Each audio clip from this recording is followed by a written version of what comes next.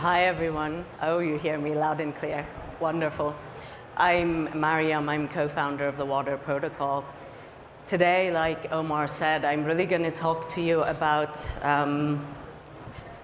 how we bring a world I've lived in and operated in for a very long time, which is commodities and commodity trading on-chain, and how do we do it in this wonderful community of Polkadot parachains and collaborators. You'll see me talk about $17 trillion a lot, because one of the things that's really important for us as a community in these halls to be aware of is how much potential we have for impact and how much potential we have to scale our own community to make a dent in some of the biggest dilemmas that today face us. When I talk about commodities, I want you to think about everything you consume, and as a consequence, everything you pollute. And everything that is from the coffee you have this morning, the power that's lighting today's auditorium, and everything else that we touch, your laptops, etc. All of that is formed of commodities, and through your consumption of them, you are financing a footprint that you might or might not be aware of. Our mission is to help you understand that, and then to help you make some choices that then allow some of the biggest producers on the planet to reflect your priorities as individuals with sovereign choice when they produce and when they do the work that they do. So commodities is big, $17 trillion. I think when crypto was at its peak, we were about 3. So 17 versus 3, it's 20% of global GDP when you think about commodities.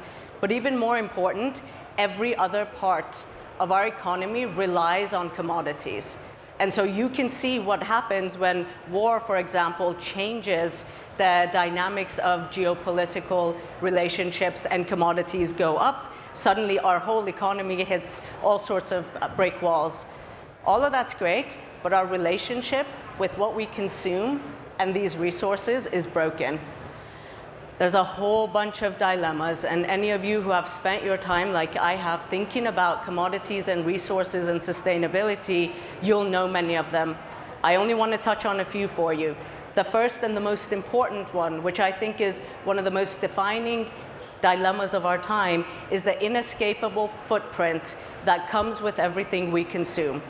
It's the CO2 footprint, it's the environmental footprint, it's what happens locally on the ground when people consume and when people produce, whether it's metals, copper, nickel, lithium ion, oil, gas, or agriculture. And it has an impact. It also has an impact on people, where these things are produced, whether it's a mine and what kind of labor it uses, whether it's a manufacturing plant and how it pays its people. All of that stuff is a dilemma that we've struggled with as a society, as our consumption fuels prosperity in the economic north, and as it fuels all sorts of degradation everywhere else. How do we bring those together? But there are opaque supply chains that are paper-based. My old world is very paper-based. Physical pieces of paper travel with a commodity from source onto a ship, onto the consumption port. This is real. And so it's really hard to participate. It's very hard for this community to participate. It's very hard for anyone who wants to innovate to participate, because there's significant compliance and regulatory hurdles, rightly so. All of that has led to this issue of not having enough capital or lending to finance most of commodity trade, because many of the banks, as I show you, have had to pull back because they can no longer be sure about the footprint they're financing, and so they can no longer be sure that their shareholders want to take those risks. All of that, for me, comes down to this last bullet point, which is, okay, each of us, either collectively or individually, have an idea of what we think good is, right? You might care about child labor, you might care about CO2, I might care about female participation in the supply chain. I know what I think good is, but there's absolutely no common marketplace or infrastructure or price for any of us to exercise that choice in a way that impacts an outcome. We are stranded from the choices we make and from the ability to empower them. The other dilemma is we've been trying to solve this collectively, but in silos. There's a lot of open innovation, And I would argue that much of that open innovation is happening in disconnected, stranded rooms. A lot of the great stuff here isn't being heard by my former employees at Shell or other people we worked with in the oil and energy industry. So it's siloed, stranded innovation, or you have amazing innovation that's happening in the closed corporate boardrooms who are trying really hard to come up with this next iteration, but we're applying all of the same logic and the mindset and the tools and the talent that got us here. And so if we don't want the future to be a continuation of the past, we have to create a way for an entrepreneurial ecosystem to come and collaborate with the people who actually know how this industry works. We need an open Web3 home and a community to address commodities, but with the guardrails that today do not exist in Web3 that is open. First and foremost, data and privacy, so that there is selective privacy where we need it for competitive pricing, for anything that's touched by competition law or commercially sensitive stuff, but transparency for everything around sustainability that we all care about, and attributes and the ethics of a supply chain. Identity needs to be pan-protocol. Why? Because a good actor in one part of the world should be seen by all good actors in the other parts of the world. A bad actor in one corner of the world should not be able to participate, regardless of how open we want to be. And so creating sovereign identity for assets, individuals, and organizations across the whole protocol and community is really important. We need transactions that are at the speed of trade. We trade really fast in commodities. We can't wait for consensus. It needs to go fast. And compliance, compliance, compliance. So we said, let's build this and call some friends, because there's absolutely no reason to go into blockchain and crypto and try to be isolated. We start with some of the most brilliant engineers in my mind at Parity Technologies and the Polkadot community, and we brought many others with us who are building core parts of the infrastructure and the backbone we need for commodities. You'll see I've got 3 law firms at the bottom. That's really important. We've got Swiss lawyers who look after compliance at MME. They're brilliant, by the way, if you want to set up a foundation. We've got Oric in the US and everywhere else to make sure we don't do anything stupid. And we've got White and Case globally who make sure also we don't do anything stupid. When you look at the world we're in and bridging between traditional commodities, regulated industries, and open Web3, this bottom line, in my mind, is paramount. So we got together with our friends, and we've been building a chain we call Water for physical commodities. It does some cool things. The first thing is around tokenization of physical commodities. I'm not talking about wrapped assets or anything like that. We're talking about physical flows of whether it's coffee beans coming from a place in wherever they're produced, or metal or coppers brought by their producers, tokenized and made programmable, and opened up where available to this community to build and innovate on. Because when you make them programmable, you make commodities a platform that we can participate in. What we do then is we make sure this pan-protocol identity, the sort of thing you heard Ingo talk about, is available throughout the protocol, so that verification, although self-sovereign and by choice, is available, because one cannot participate in a world with a regulated institution if one opts out of that identity. So that's really important to us. Every asset and every commodity in the whole water ecosystem will have an asset identity that carries its environmental, social, governance footprint with it throughout its life, from production on a specific lot level. So I can have a truckload of, you name it, nickel leaving a mine. That will have an identity that will morph with it and change and take on its attributes through to when it becomes consumed as part of a manufactured good. So one day, you can look at your app and decide whether, if you buy this laptop or that laptop, which one is aligned with your values as a consumer, and we can start to exercise that choice. Finally, ratings. We've got the point of having these identities and these ESG ratings and making them pan-protocol is, over time, the world's financiers and the regulators and consumers and shareholders want to see who the best organizations are when they think about their version of good. So water ratings carry an accumulated but sovereign, so owned by the individual who creates that data and those ratings throughout the life of an individual or organization's relationship with water. Selective privacy, we talked about, really important to share what needs to be shared, keep what needs to be private. Regulatory rigor, we talked about, we're a Swiss foundation, and we're very proud of that. So the protocol is the water parachain in Polkadot.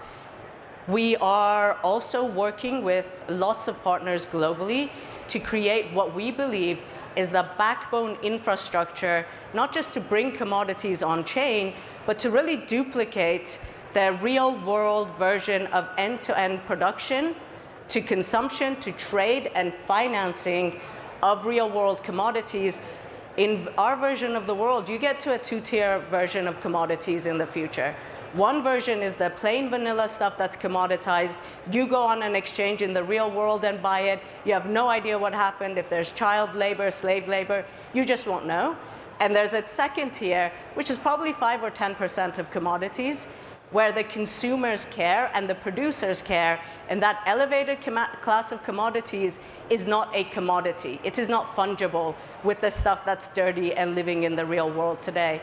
Our partners from industry are those who are trying to rise the tide of what is available and to also do the same thing, to decommoditize commodities based on the footprint and based on a version of good that their consumers, shareholders, and employees value. So OTC trading, that's buy, sell of a commodity physically on chain. I think if you go to the Polkadot booth, you'll see one of my colleagues, they can demo the marketplace for you. Carbon bundling. This community loves the VCM, the voluntary carbon market, but the biggest demand for the voluntary carbon market is in bundling it with commodities, where every commodity organization on the planet has made commitments to eliminate their CO2 footprint. So we have some amazing partners in carbon, some announced, others not announced, who are bringing their voluntary carbon credits onto water so they're available for bundling for our commodity partners. DeFi lending and borrowing. When you have an elevated class of commodities, they are infinitely more financeable by everyone.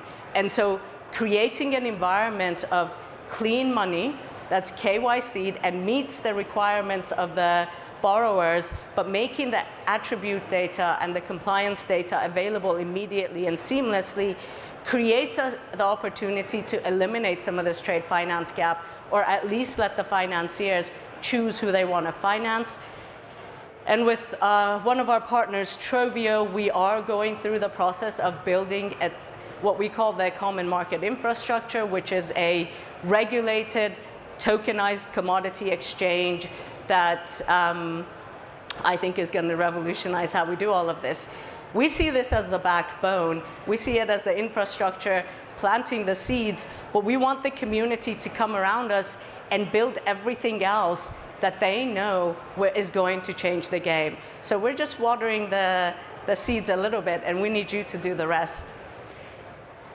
When I talk to people about this, my slides disappeared. There we go. When I talk to people about this, many people do not believe that any of the stuff that happens today in commodities is real, right? Many people don't understand the level of fraud, the level of things that if we just applied our own toolkit, the identity toolkit of the asset ID that I just shared with you, would address and would allow us to get past some of this stuff, right? The Perth Mint minting duped gold. That's crazy, $9 billion. We've got Trafigura, one of the largest trading houses, lost about $500 million 2 months ago because they bought nickel from a known fraudster, where if identity was transferable, they would have been able to know that all the rest of industry knows this guy's a fraudster. And not only did they do that, the nickel, they weren't able to check and verify that it was actually nickel. And so they bought a bunch of rocks, $500 million, right? LME itself, the London Metals Exchange, found bags of stones instead of its nickel. This is the standard that sets the price of nickel globally. It's a big deal, right? And then you get to a world where you've got all of these, sorry guys, the system's struggling to keep up with our slides. But anyway, I had a whole bunch of headlines for you that aren't coming up. I don't know if anyone's able to help me. So what I was going to take you through is a whole bunch of headlines from the last 6 months that actually highlight all of the bigger dilemmas that commodities face after we address the basic stuff around identity, which we can do today with Web3 tools, but things around climate change, things around all of the other stuff that today plague us. Don't worry about it, it's fine. And then trying to get to this, which I think is really important. But before we get to this, I wanted to show you this. There's a whole bunch of stuff broken. And there's a whole bunch of pioneers, both in the consuming and producing world, who are already doing things to change it. Apple's made a lot of big announcements about what they will consume, how they will consume it, and the rules they're making around the footprint of what their commodities that they purchase for their laptops and infrastructure is. Some of the biggest producers and miners on the planet are also doing the same. And like Rio Tinto, for example, has pioneered a whole process of what they call responsible commodities and tracking and tracing the end-to-end of the footprint across various metrics they value of the commodities they produce, and their buyers are buying that as a different commodity than the old school stuff they would have otherwise bought. So you're seeing industry rising to the challenge, and I believe that if we were to get together, and if some of the collective genius in this room and in these halls thought to take on commodities and solve some of these big problems, we actually are at a moment that's once in a generation.